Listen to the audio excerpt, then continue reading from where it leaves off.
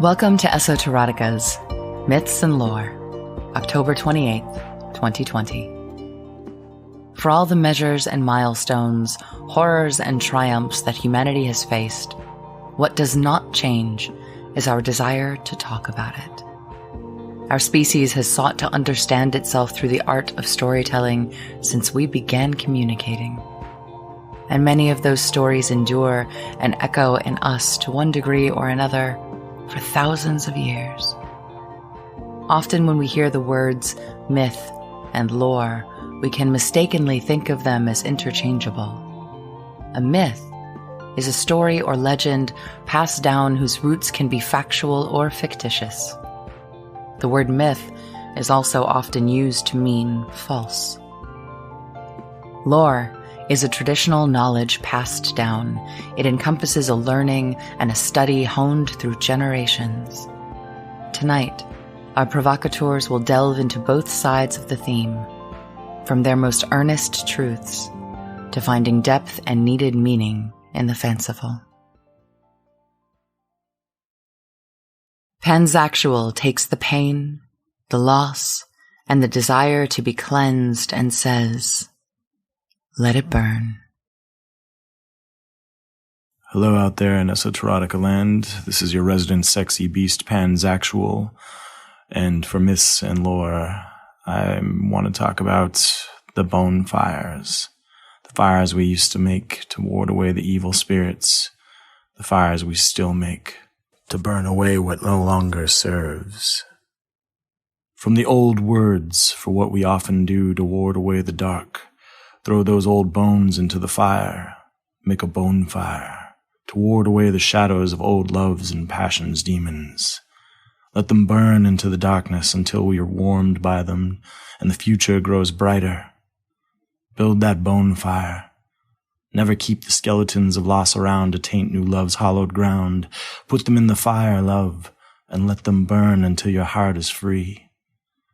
The bones of their fingers that once wrapped around yours, the bones of their shoulders you used to brush your lips across, the bones of their legs that wrapped around you, the jawbone that used to kiss you sweetly in the morning light, the bones of their arms that used to hold you tight, the bones of their hips that used to hold you in their sway, the bones of their ribs that used to writhe beneath your embrace.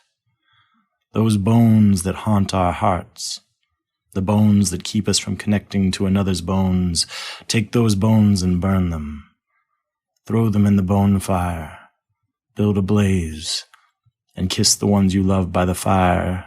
Let those bones just burn away. Poignant procrastinator doesn't so much get one with nature as one on one with it. Exploring the roots that have been severed with time and how we may once again connect with the world. At the author's request, this piece has been proxied by Jeff Munsterman. In a sacred grove, lore is a liar, if you like to let the lie lay where it may. There is no power here, only a sense of it. Moving through the trees feels like a force to be reckoned with. No one in charge of their own movements. That subtlety of influence spores from the peeking sun in between the leaves, whether by mist and fog or grappling vine. There is room for me, here. Under the skies and cover of leaves, I lay here waiting for either haunt or taunt from this world or another, an ancestral where. There is a special place for those who bear fruit and deal with roots. What glory for those whose saint is in the trees themselves, the sacred grove of every sect of people. Tell me where I belong. In the tall hills and flourishing timbers of the Iberian clime, with giant Icelandic and continental beings aloft with elk friends whose eyes bore into the soul and heart from 20 feet above with a cataracted malice. There, in that being, I find weakness. venerated enjoyment in being a tossable chew toy against the terrain and against the druid calm Khan spirits that donny more matter than muscle. As the air moves and your breath caught, they are gone. Can I climb you? Can we coddle the sense of importance amongst ourselves? Between us, how much air is necessary for our limbs and roots to flourish without smothering or crowding? Once we touch the whole trek, we'll know. Too much body, too much tension and pull. The magnetism of the path versus the realities of this garden's organization is combative. Will you pull me up off the ground and carry me?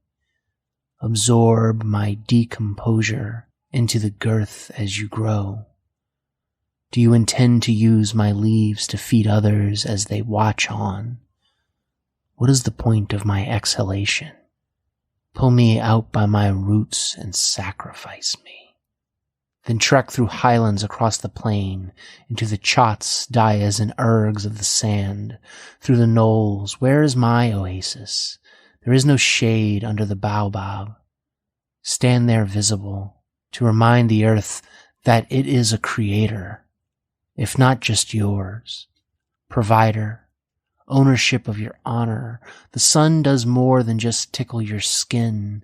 It exposes the openness of your body, no matter how closed off and contained you feel. As the sweat pours out of you, this tree stays calm, staring at your lack of evolution, almost smiling, calling you empty and motioning at your expire from its place. Grove of one. Will I find you there, staring from your luminal monocle, sandwiching me between the sun's eye and the earth's tree?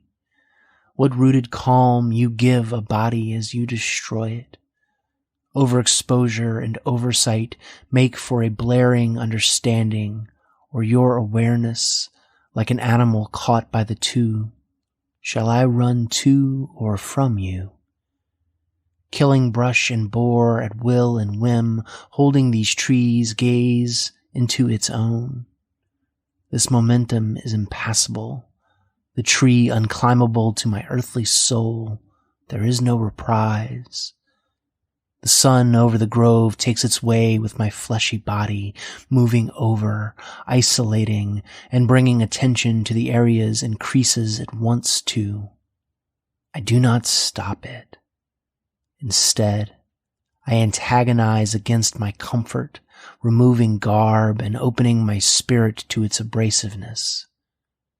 Against and without judgment, this dysphoric silhouette stands different in that presence. I pray I never find reprieve from this spotlight.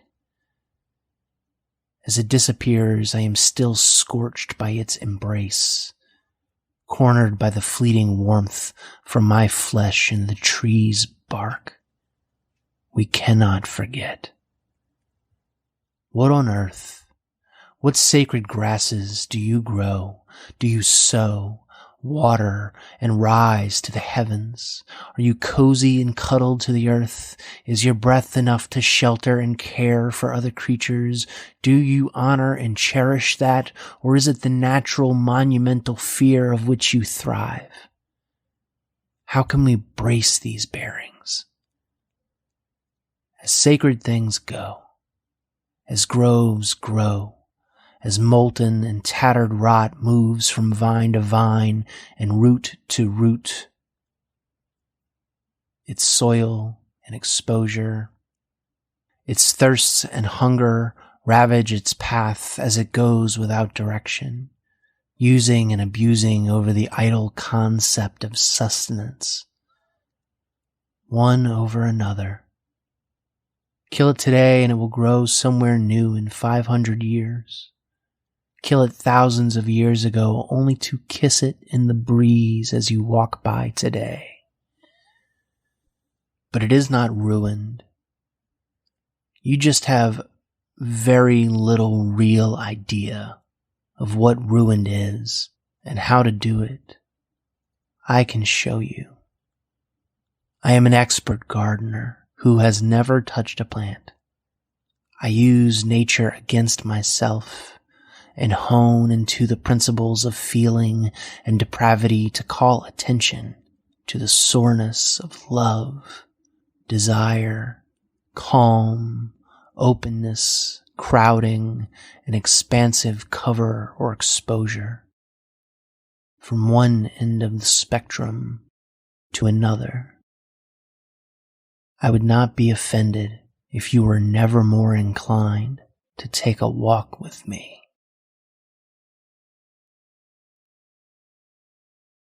In our duet for the night, two of our provocateurs have written in the same voice pulled from Greek mythology to retell a tale in the way they see it. This is Lilith Red, and I am Shadow Angelina. Dear Mother, I never expected he would be beautiful. When I first came to him, my arms were filled with lilies. I smelled of hyacinth and almonds. He enveloped me with cinnamon and clove and incense smoke. Do not believe the stories written by men with dead hearts and passionless eyes who needed lies to explain away splendor. I can tell you why I went. Why I return. Of home. And demons. And rivers. And sapphires interwoven with onyx. Of how underneath is Elysium. I can speak for myself. Blood flows faster than Charon's ferry on the river Styx. Burning within like Apollo can't imagine. Lay down this body, press seeds to my lips. Leave words of love there for me to chew on later. I want to remember what it feels like to fall up with you when I descend down to your bed. I don't need 2 coins over my eyes to pay my way. I will be queen beside his cold throne. The glow of flesh in his blue-black kingdom glittering like the diamonds in the walls around me. Run my fingers along the treasures of the realm, incarcerated in the rock. I could wander freely among the warped trees, heavy with their nocturnal fruit, grown from the bravest of souls. Love left on thorn-pricked gardens that glow their phosphorescence. Both threaten and caress and sink teeth into flesh. 6 months is a small price to pay, but darkness isn't empty. Not when he's with me. The way my eyes have adjusted to see goes far beyond the physical. I can describe for you the shape of a soul. Flame burns blue here, deep like the oceans where his brother is a tyrant, like the sky where his kin live in hypocrisy. Mother, there is truth below. I had once assumed that Terra was the epitome of beauty, but mortal eyes do not know the glory thriving beneath. His voice was satin, raking my nails through his hair and across his skin, happy to give myself over to the dark within. I am more comfortable in his bed than I ever was my own. To me, he tasted like the home I sought. I wasn't a soul to be bought, but an offering given freely with ecstasy. 3-headed Cerberus never once snapped at me. Perhaps he could sense that I too yearned to protect the master in his realm, to hide him from judging eyes, wagging tongues, stay by his side with the pride that he deserved and been denied since damnation. Mother, I am still here. But I have also become someone else now. Will you know my smile and my embrace after this season is over? He has awakened a soul that didn't know it was wild until I lay underneath, praying to every god in existence that it would never end. The pride when eyes stopped looking for the daughter, I became a woman within the looks he cast to me. I became a monster, beautiful and fierce and unrepentant. I became a phoenix, my life in ashes. Never has being dragged to hell felt so close to ascending to heaven. Never has being kissed felt like dying. I wanted to die all over again and be resurrected. Our intensity is its own seduction. I want the induction into your court. Tell me this body is more than sport. It is art It is transcendence. It is mortal and immortal, grown from dirt and blood as much as it is from ephemeral magic. And we indulge in it over and and over. I begged him to walk with me, smiling, pleading. Let me take your hands and keep them in mine. I don't mind the chill in the skin. Tell me, lover, of your long life. The short straw you drew that landed you here. Tell me of your jealousy, your anger, the emotions so ugly you shudder with their presence. Let me smooth the sorrow away with my fingers. Let me show you that loneliness isn't eternal. And your soul holds more light than that of your brothers. Let me show you that you are so much more than someone's winter.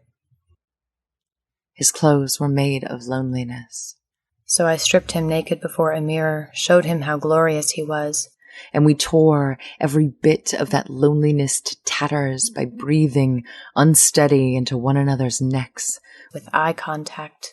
With yes. Yes. Yes. My body ripe as the fruit above, bursting and utterly capable of bringing the god of death to his holy knees on velvet ground. They said he was ravenous, would eat us all alive. Eat me alive. He has.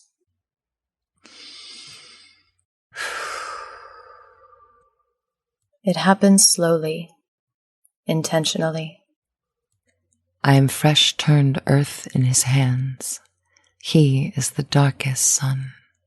I never knew what it was to feel so warm and alive and vibrant. Until his shadow kisses swept my skin, tasted my spirit, his acceptance at every discovery, no desire to change me. What is this? And the ferryman whispered, Love. Keep them.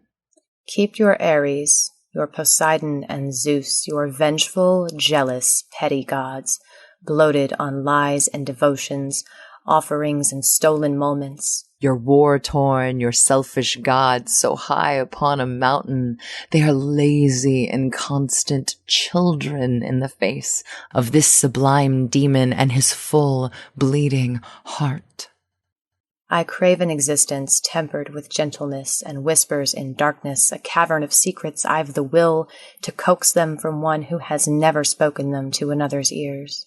My heart, cradled in my throat, where I keep his song so long unsung, I have written my name sanguine, my heart's promise. And who needs the moon when I have our passion to guide me? I weave my fingers into his hair. I am the flowers he is denied. I am the light against the pitch black of our sky. This game, played by we sacred failures. We lost but hopeful, ready, needy, and aching. Destroy me with your confessions. I will stay fallen, my hands stained with berries and wine, blood on my mouth from kissing the souls he welcomes to Erebus. I am proud to be the queen of hell. He sheds his immortality, approaches me as a supplicant, the words surrender and worship emblazoned on his wrists I accept. And when he fills his hands with my hips and thighs, when he makes the holiest of feasts of my shoulder, my breasts, my cunt, when he speaks his prayers into my mouth and the back of my neck, when he offers up everything he is to the magnificence of this body, I am the chalice. And the burning candle. I am the most precious authentic. I am pomegranate gems and dark chocolate dripping on his tongue. I am his living altar. I invite him to worship at me nightly. I am not ashamed. I am not hiding. Split me open like ripe fruit. Drink me down like fine wine, the succulent meal, after which he must lick his fingers of the taste of me that he worships, as though I became the god in this story. Starved for touch, denied of warmth. I've never been so wanted in my life. Mother, I was not supposed to love him. But I do. I do. I will care for those souls that pass through just as well as he. I will choose him. He will never feel abandoned again. He is mine. In our kingdom we are divine. We are imperfect. We are love. I found it easy to let go. It has been worth the breathtaking descent. The retelling of this story is always a lie. One more piece of our history penned by mortal men, spinning this tale with deceit behind their teeth, who seek to curry favor with the gods above, in favor of forsaking the ones below. Because for the life of them, they cannot comprehend.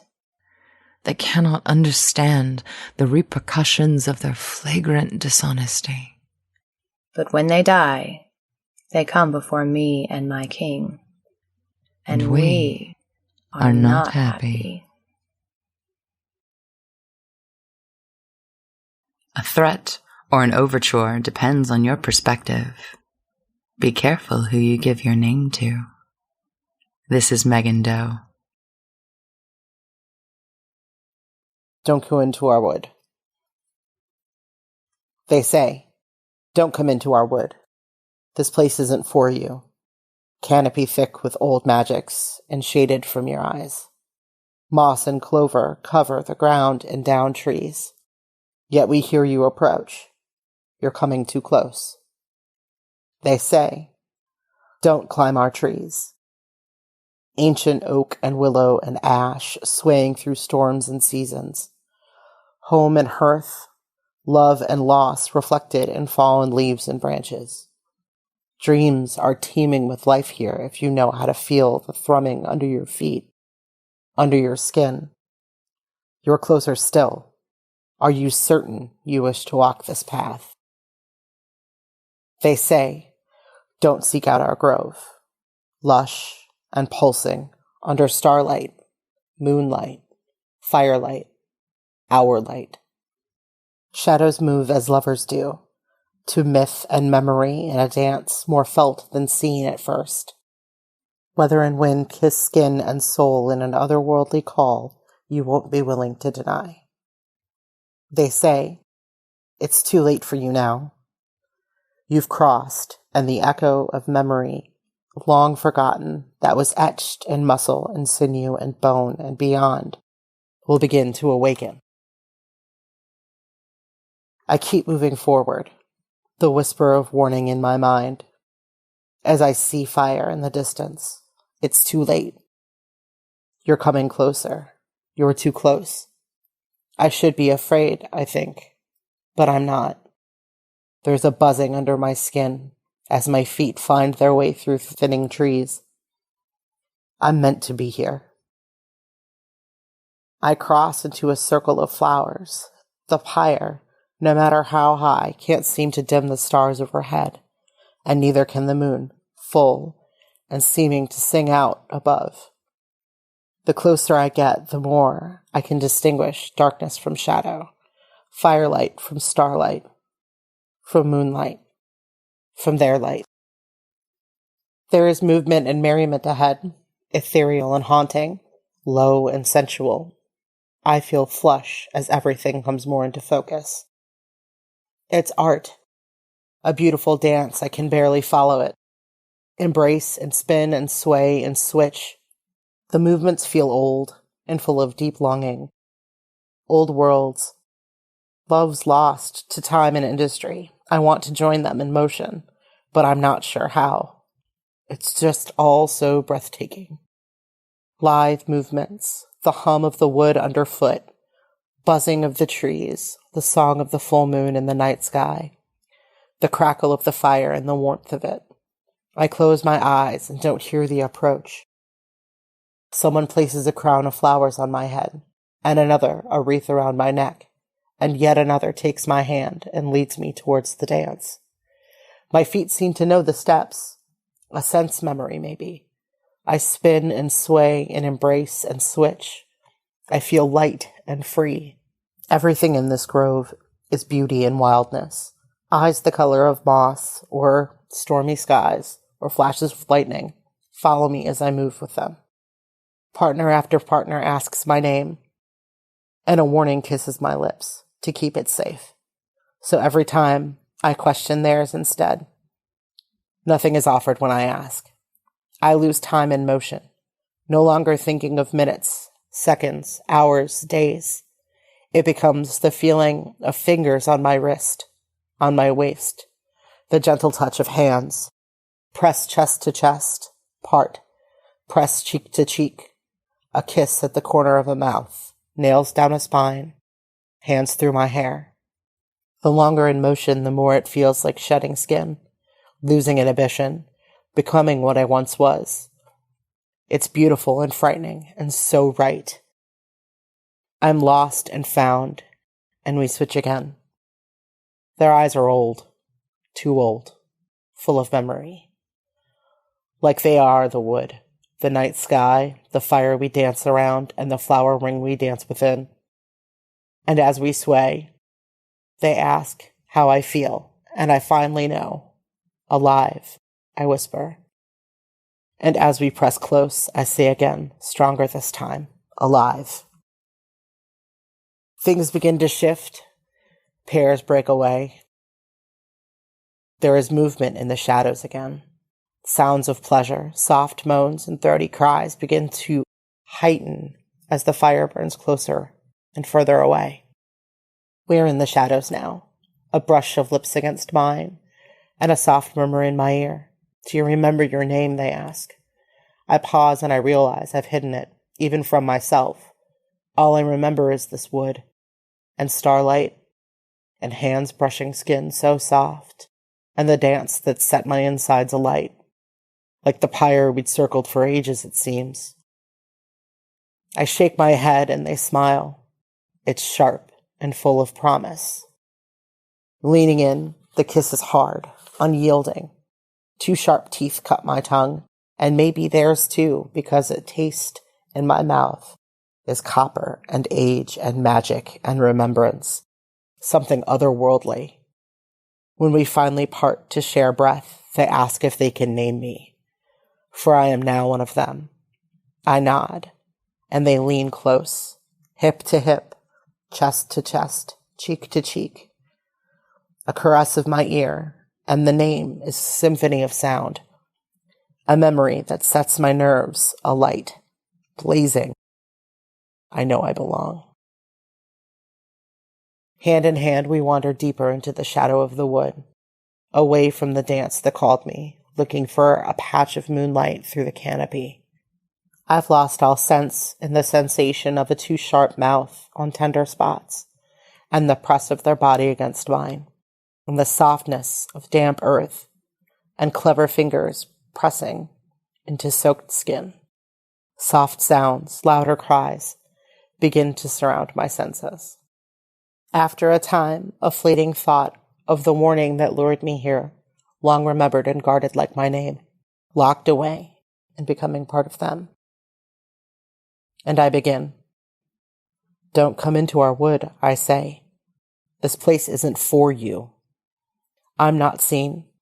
I'm a warning, a whisper of time past, and I smile. It's too sharp to be human anymore.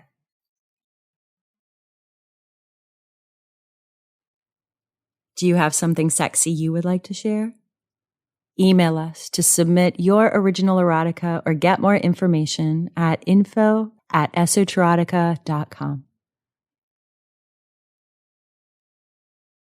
When the warrior is also the healer, we are asked to embrace our own dichotomies.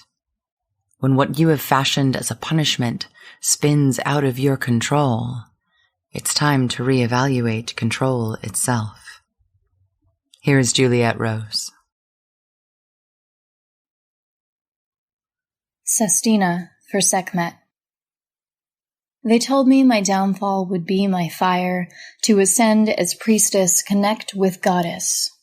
But if goddess meant mother, then priestess wasn't in my blood. I prayed on the altars of so many war gods, not knowing I needed a lioness. In the ashes of how many thankless times I tried to be reborn, you introduced me to Catharsis, whom I met at the bottom of all those barrels into which I looked for power disguised as love. In your radiance, I fell in love. In your fury, I recognized my fire. You mounted me in darkness, and in drunk sweat and drumbeats brought me to Catharsis. Only then I didn't see you as a goddess.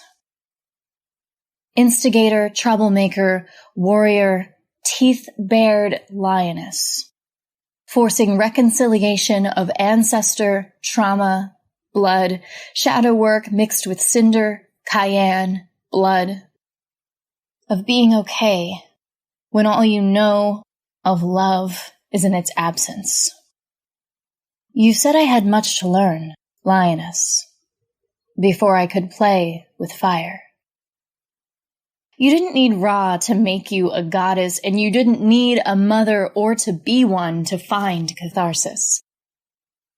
You taught me to create my own catharsis, how to drink from the river while craving blood, that in regret you learn to heal and embrace yourself as goddess.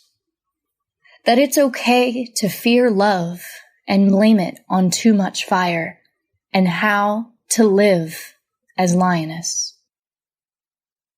I've let you see all of me, lioness. Knelt before your altar and offered you catharsis, envisioned you dancing in the fire, and asked you if you missed the early days of battlefields and blood, and your eyes, warm and hard as amber, were full of bitterness and love, as you rasped in my ear that you never asked to be a goddess. How many chose Isis, Bastet, Hathor, their patron goddess, begged for softness, more mother, less lioness? I cried, offered red wine and neroli, and professed my love to you again and again, but you would only accept catharsis because you said it tasted the closest to blood, and that I didn't really understand fire. Your name means power, translates as love. Sun and plague goddess, you breathe out fire. You tease me by saying you know I can do better because I have to find catharsis. Are you saving me, lioness? Or playing with your food before you eat it? You could have devoured me and gotten drunk on my blood, and I'd have let you.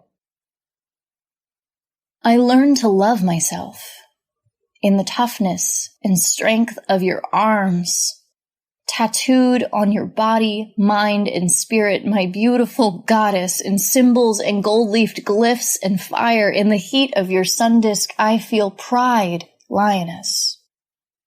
Lady of flame, of slaughter, of catharsis. This is how the one before whom evil trembles heals the blood.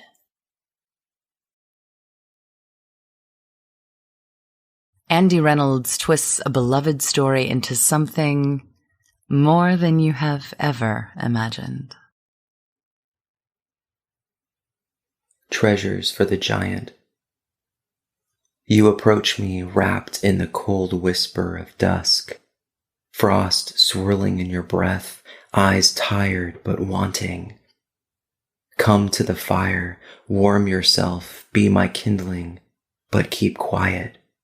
Let us not wake the giant. He sleeps the sleep of death, and tonight will be his, the night of nights, when we clothe him in the furs of beasts we've slain, and he follows in the wake of the horned ones, tearing across the mortal realms. But until he wakes, the fleeting moments of this dark day belong to us.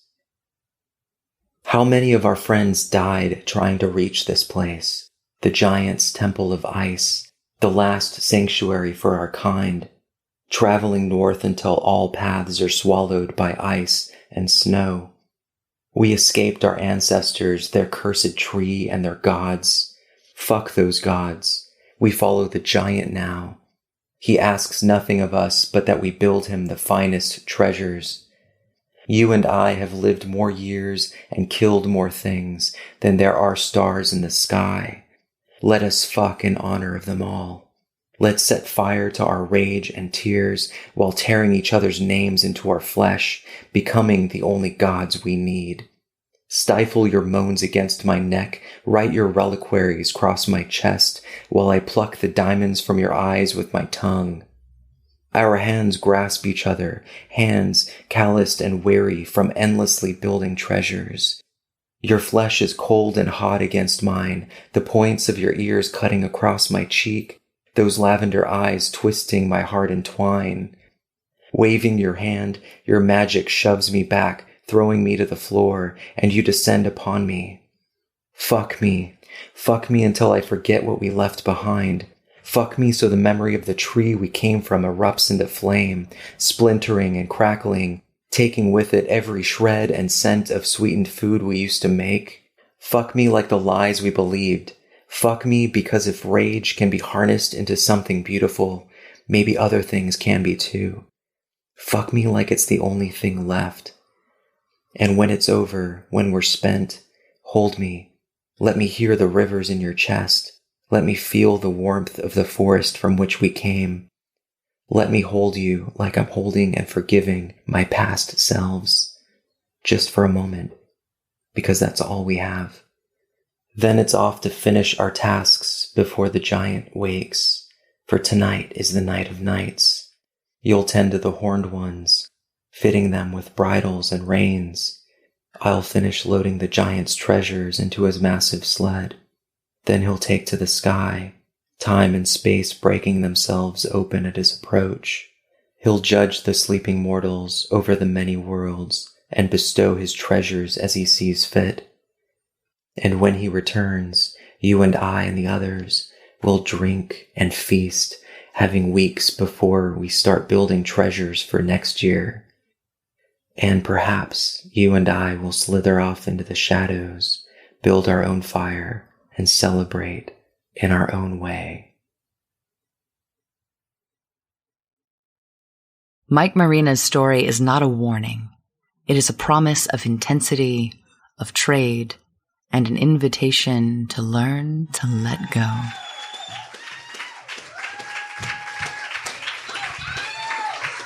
Salutations, y'all. Oh, shit. Okay. New sound system. Right? Amplification is a motherfucker. All right. Thank you. I put on cocoa butter before I came in. Thank you.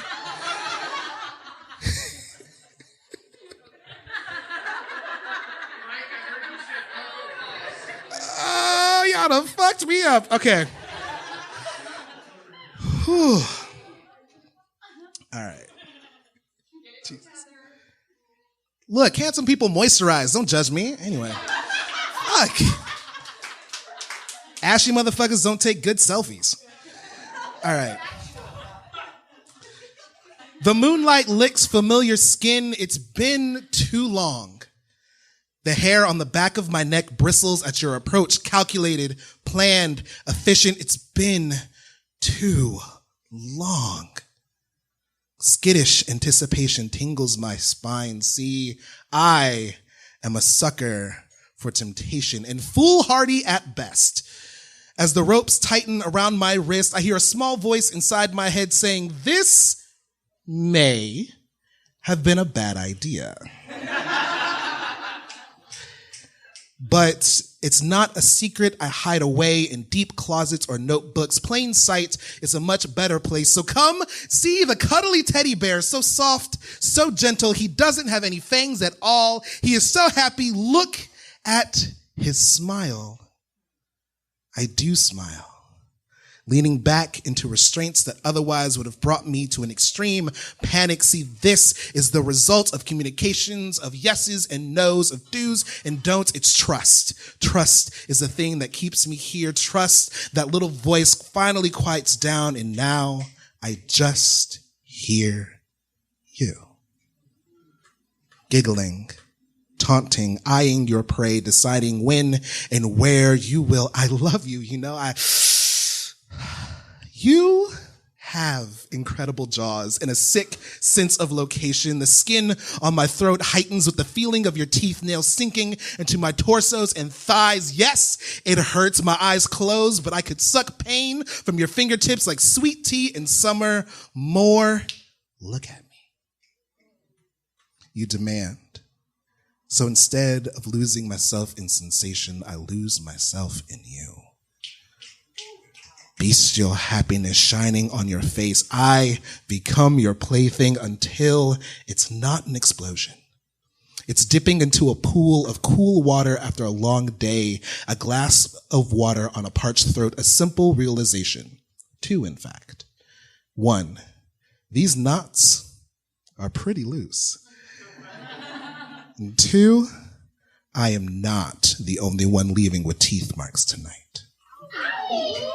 So while you ravish this feast of a body, you don't see my hand slip out until my fingers wrap around your throat. I drink in your mixture of surprise and determination, because if you want this kingdom, you are gonna have to fight for it, and the melee begins. Your hair wrapped in my fist, my mouth on your shoulder, hearing the wood of the headboard strain when I pull against it, dig harder into my thighs. Fight me, earn this, pin me with your hips, hold my throat, be relentless, and let go.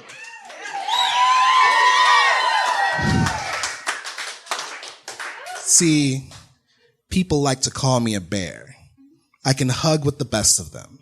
I can be warm, cuddly, but don't think it's all fun and fluff. Even the cuddliest of bears are still carnivores, and we're still hungry.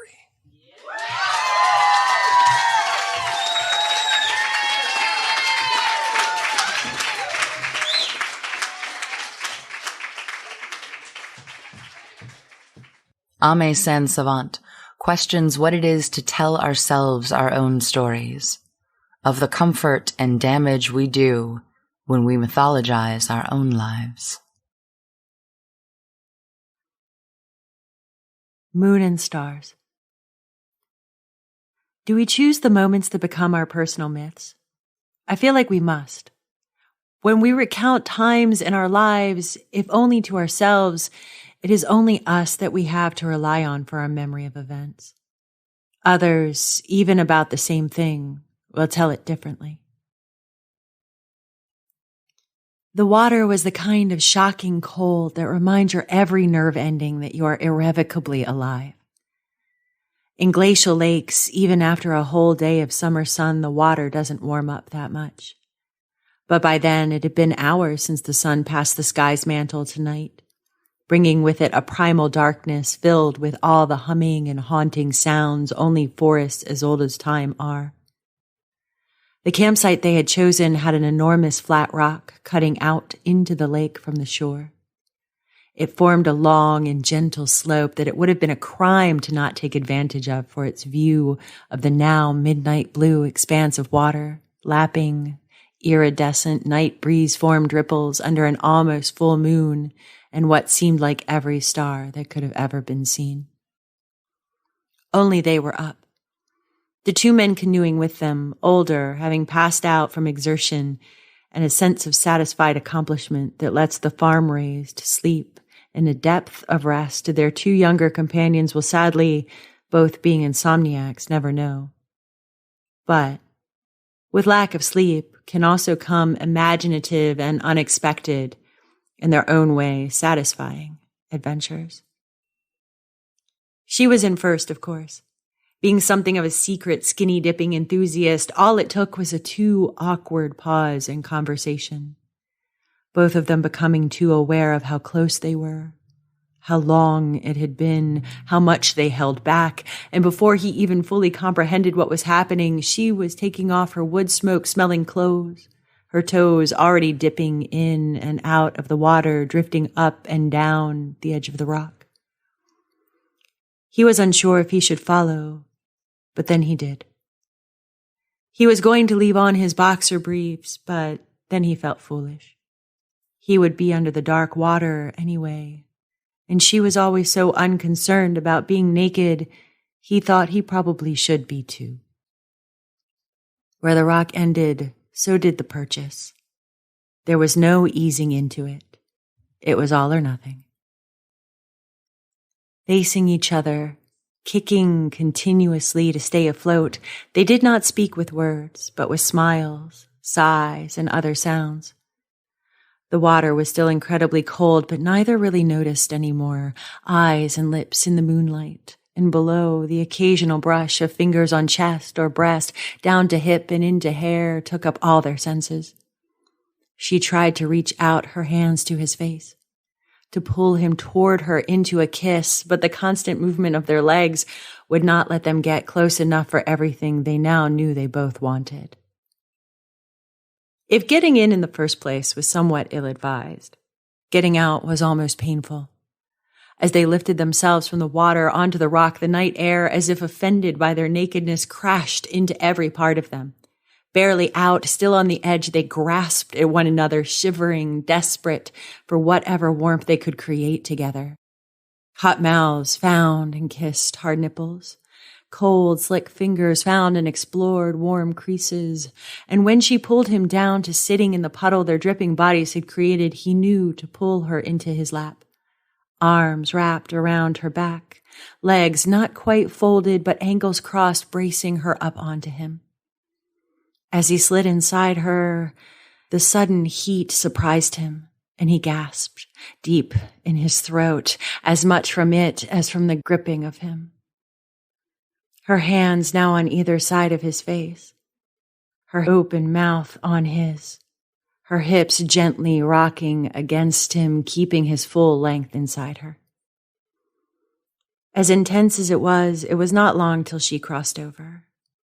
But just as she did, he was close enough that he did as well, and knowing she could be as loud as he was quiet, he pressed her face into the crook of his neck and shoulder, where she filled her mouth with the taste of his skin, damp with lake water still dripping from his hair. At some point, during the aftershocks that rippled up and through them like the ones at the lake's edge, she bit him, and he moaned with the not uncomfortable pain of it.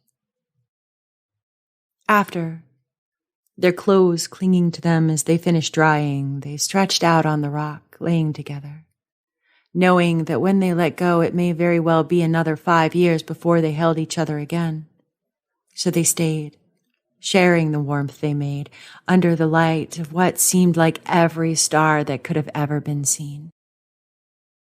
Closer ones, just born in terms of star time, those farther away dying, shining their last light into the universe and then winking out forever. And those still strong, still there now, years later and years after, years too many for us to even understand. At least, that's how it should have happened. They say absence makes the heart grow fonder. In my experience, absence makes the heart tell stories. But the story I'm telling myself now makes me afraid.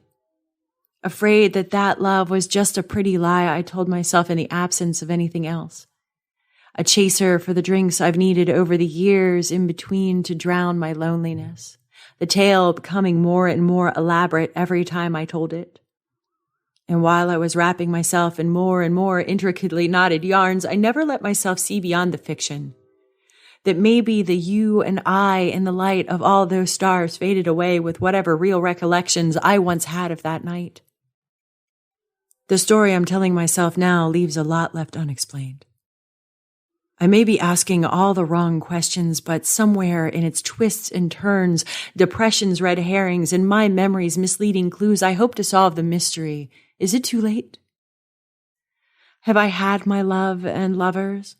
Shining times of wonder, moments drunk with laughter, a few years of mutual understanding and divine synchronicity.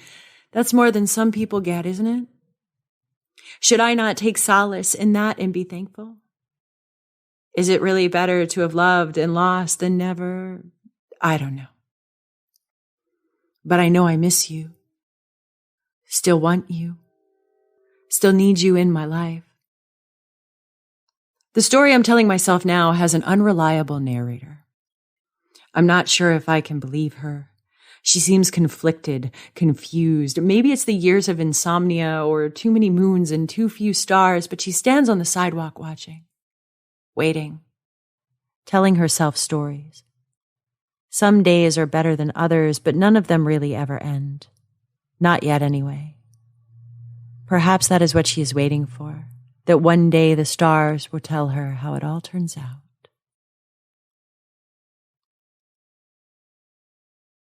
Sometimes, necromancy isn't something you do. It is who you are. I am Shadow Angelina. Revenants. My dead are all over me this month. One lays his head against my breast, and all I wish is to share my heartbeat with him. He listens close. I can feel the smile, slow spread on the rise of high cheekbones. And when he goes, my chest seizes with the space now unoccupied. Yesterday, I stood in my kitchen. I don't remember what I was doing. Suddenly, my back was warm and flushed like when she would lay against me. Hot tears pushed their way down my face and neck, and I just stood there, glad for the empty house. I kissed. Everywhere she left bite scars. She was his phantom. He is mine. I wonder if he has reclaimed himself now that he is no longer in possession of the body she never let him own. He shows up rarely. Still heavy with his father's dogma, he sways in time with the music. Maybe now he can rock himself to sleep while I hum a harmony to the rustle of the trees. When she is near, I smell ocean hitting rocks.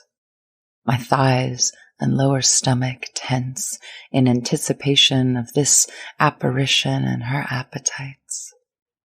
She feasts on the velvet behind my ear and the stutter of my breath. She is smoke, an unattainable curvature. No matter how far away it seems she drifts, she is never actually gone. Every satin-petaled flower that reaches out to me, and I feel her hands. She hides between the leaves, and as she peeks, I can almost taste her smile, like the cherries that would stain her mouth and fingertips. This specter still likes a good jump scare, giggles sweetly after. She sounds like glass falling. I miss her. And you can tell me all you want, that ghosts aren't real, just the desperate seeking of the human mind to cope with loss and its own ineptitude, and everything you say sounds real nice. Makes a lot of sense. But you've never been haunted, and you can't know what you don't. I can't forget what I do. My ghosts have made a living room of me. Most days I am just strong enough to bear their weight. My revenants, they are my lore, a knowing, a teaching. My poetry is their gravestone, my skin, their last chance.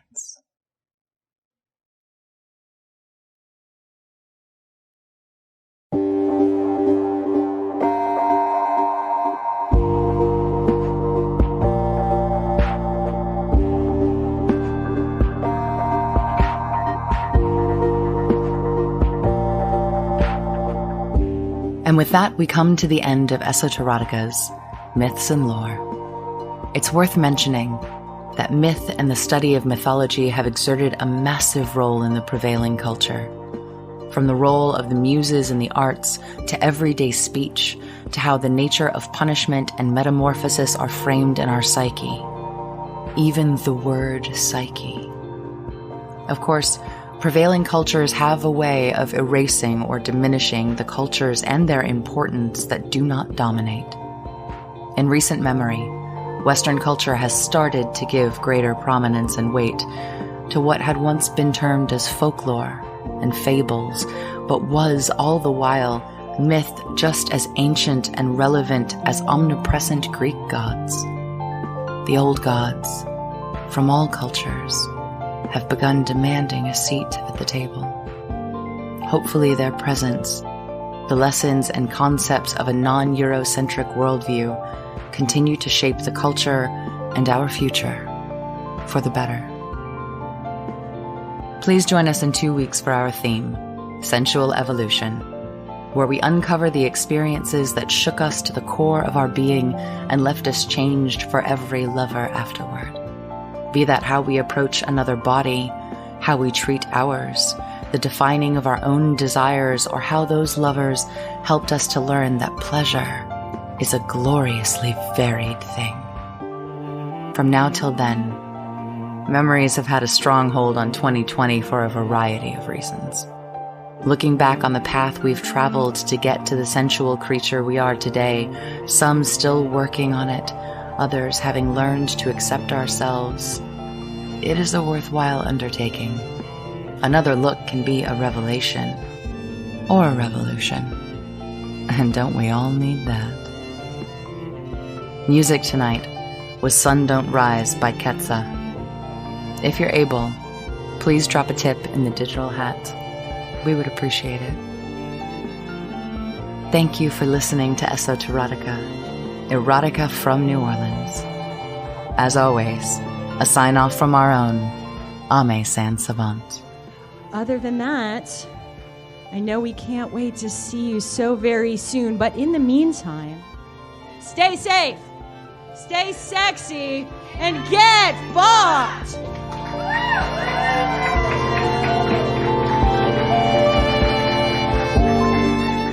All of our online shows are produced by Jeff Munsterman and Shadow Angelina.